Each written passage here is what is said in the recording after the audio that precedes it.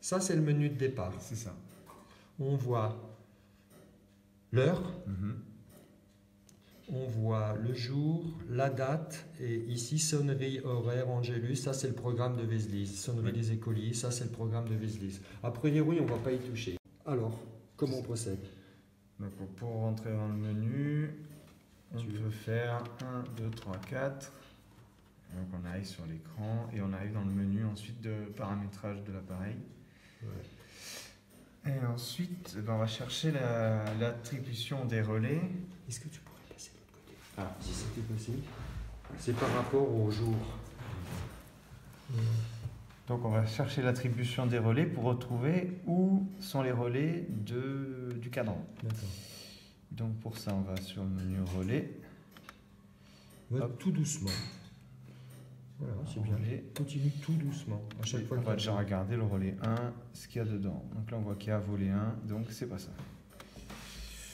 Donc en toute logique, on va avoir 2, 3, 4. Donc je vais aller chercher direct le 5. Et là, on a le premier tintement. Donc pareil, on a 4 tintements. Donc je vais aller à 9. Exactement. Et là, j'ai volé 0, ce qui est le glas romain là-bas. Donc c'est pour ça que ça ne marche pas. Et le 10, on a horloge A. Donc ça marche une fois sur deux du coup. Donc c'est là qu'il faut que je change du coup. Donc il faut que je mette ici. On va mettre... Alors, par contre, je ne sais plus le code évidemment. Hein. Tu ne veux pas changer les fils? Une fois que tu as repéré... Oh non, ben non, c'est bon puisqu'on a ce qu'il faut. Il faut juste que je retrouve le code pour... C'est quoi ce code? Ah, c'est pas vraiment un code, mais chaque chiffre a une attribution. Il y en a, voilà. Donc 23, c'était horloge 1A. Donc pour l'instant, j'ai mis le même que l'autre. Et là, du coup, je vais mettre horloge 1B. Voilà. 1A, 1B, c'est les fils. C'est les relais 9 et 10 et c'est ce qui correspond à l'horloge. D'accord, c'est D1, D2. Maintenant, ce qu'on veut lui indiquer, c'est qu'on travaille avec un cadran de 24 heures. Donc, à toi de jouer. On retourne dans le menu.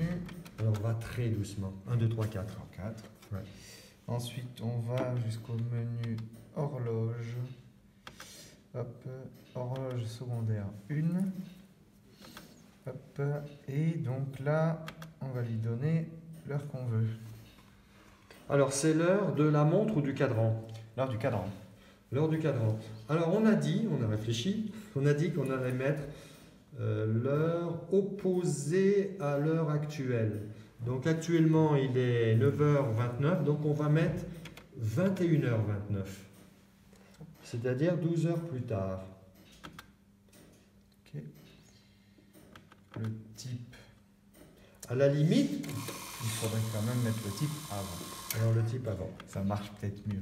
Donc là, 24 heures. Ah, bah là, je crois que c'est bon, c'est parti. On vérifie l'heure qu'il a. 21h30. C'est parti. Ouais, on est parti. Donc, tu aurais tout fini, quoi. Ah Tu aurais oui. géré les heures et tu aurais géré 24 heures. Et on est parti. Donc, ça, c'est très bon signe parce que si on place une horloge classique qui fonctionne en programmation 12 heures, on serait resté en place. Alors que là, il va bien nous faire un demi-tour. Ici, on a une sortie des minutes seulement. Elle était bien en place, hein. Il va faire un tour pour revenir à la même place. C'est ça. Alors, on constate aussi qu'on tourne en sens anti-horaire. C'est normal, hein. C'est la situation à Venise de par la mécanique derrière. Hein. Ici, on n'a qu'un seul engrenage derrière et donc l'aiguille va bien tourner à l'endroit.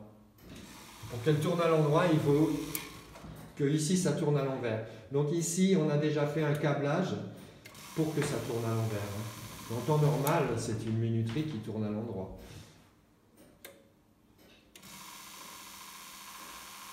Bon, on aurait fini, jeune homme? Ben écoute, pour moi, on est bon là. Est-ce que c'est vraiment ton dernier mot? C'est mon dernier mot.